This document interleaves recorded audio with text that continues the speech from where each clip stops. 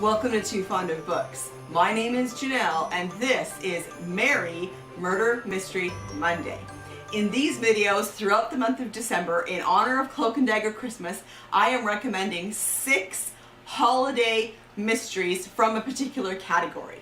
And today's category is contemporary mysteries. So let's just dive right in. First up, we have Murder at the Old Vicarage by Jill McGown. This is the second in her Lloyd and Hill series. 'Twas the night before Christmas, with a killer in the house. A killing blow on the head took the life of Graham Elstow, and the vicar and his wife were more relieved than grieved.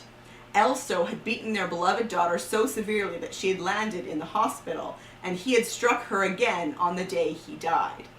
But murder they deplored, especially in their own home on Christmas Eve. Arriving on the scene are the canny police duo of Inspector Lloyd and Detective Sergeant Hill, perfectly matched as they investigate Yuletide malice most undomestic. Okay, next up we have Frost at Christmas by R.D. Wingfield, or Rodney Wingfield. This is the first in his Inspector Frost series, and I really like this series. I really like the character of Inspector Frost.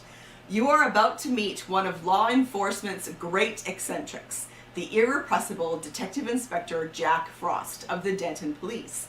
Inspector Frost has a gambler's luck and a gambler's nerve. He needs both because Frost also attracts trouble like a magnet. As soon as he takes charge of the search for a missing child, a rash of new crimes breaks out in Denton. First, an ancient skeleton is unearthed where it shouldn't be.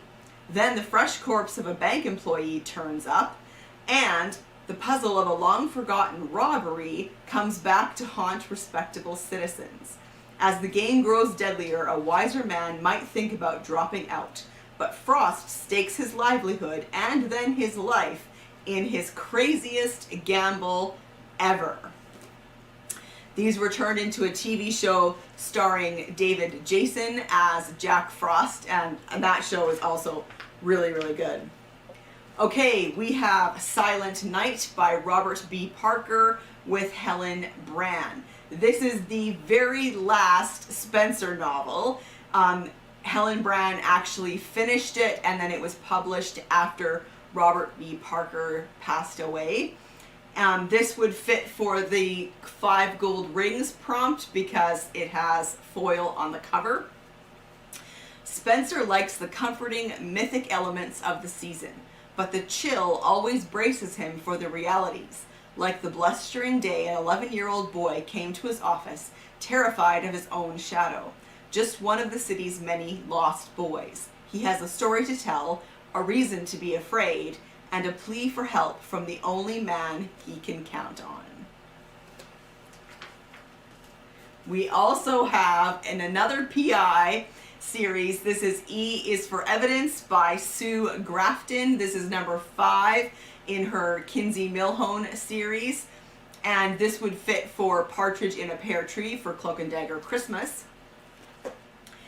It was the silly season, and a Monday at that, and Kinsey Millhone was bogged down in a preliminary report on a fire claim. Something was nagging at her, but she couldn't pin it. The last thing she needed in the morning mail was a letter from her bank recording an erroneous $5,000 deposit in her account. Kinsey had never believed in Santa Claus, and she wasn't about to change her mind now. Resigning herself to a morning of frustration, she phoned the bank and, assaulted by canned carols, waited on hold for an officer to clear up the snafu. It was with something less than Christmas cheer that Kinsey faced off only minutes later with California Fidelity's Mac Voorhees. Voorhees was smart, humorless, stingy with praise, and totally fair. He was frowning now. "I got a phone call this morning," he said, his frown deepening.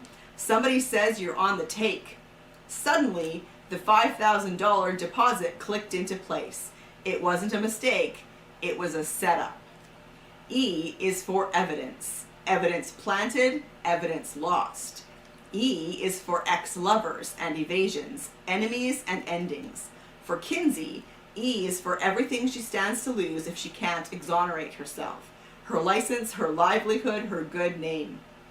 And so she takes on a new client, namely Kinsey Millhone, 32 and twice divorced, ex-cop and wisecracking loner, a California private investigator with a penchant for lost causes, one of which it is to be hoped is not herself. One thing I love about this series is that it is set in the 80s. So Kinsey does not have the modern technology that makes things so much easier, and I really enjoy that about that series. Okay, we have The Murder of 12 by Jessica Fletcher and John Land. Now you might be wondering why this isn't in the cozy pile, but rather in the contemporary pile. It could be cozy, but the particular type of story in this one led me to put it on this pile instead. This is a snowed-in, closed circle mystery that was really fun. This is number 51 in the Murder, She Wrote series. Yikes, right? So this is an Agatha Christie style mystery because they are all snowed in because of a blizzard at a hotel. 12 strangers and a killer in their midst. Still staying at the Hill House Hotel while her beloved home is being rebuilt, Jessica Fletcher finds herself sharing the space with a dozen members of a wedding party who have gathered there for a rehearsal dinner. The families of the bride and groom can't stand each other, but have agreed to put aside years of long simmering tension to celebrate the nuptials. Unfortunately, weather forecasters underestimated the severity of a storm that turns into a historic blizzard that dumps nearly 5 feet of snow on Cabot Cove, leaving everyone stranded. But the hotel guests have bigger things to worry about than bad weather conditions and potential cold feet, because a murderer has shown up uninvited, one who has vowed to take them down one by one. Ooh. And then finally we have How the Light Gets In by Louise Penny. This is one of my favorite covers from that series. I think this is just gorgeous. This is number 9 in the Armand Gamache series. Now,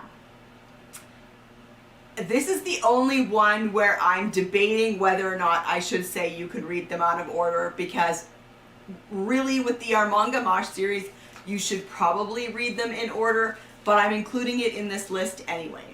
Christmas is approaching, and in Quebec, it's a time of dazzling snowfalls, bright lights, and gathering with friends in front of blazing hearths. But shadows are falling on the usually festive season for Chief Inspector Armand Gamache of the Sûreté du Québec.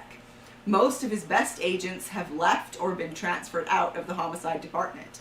His old friend and Lieutenant Jean-Guy Beauvoir hasn't spoken to him in months, and hostile forces are lining up against him. When Gamache receives a message from Myrna Landers in the village of Three Pines, he welcomes the chance to get away from the city for a few hours. Myrna's longtime friend, who is due to spend Christmas in the village, has failed to arrive.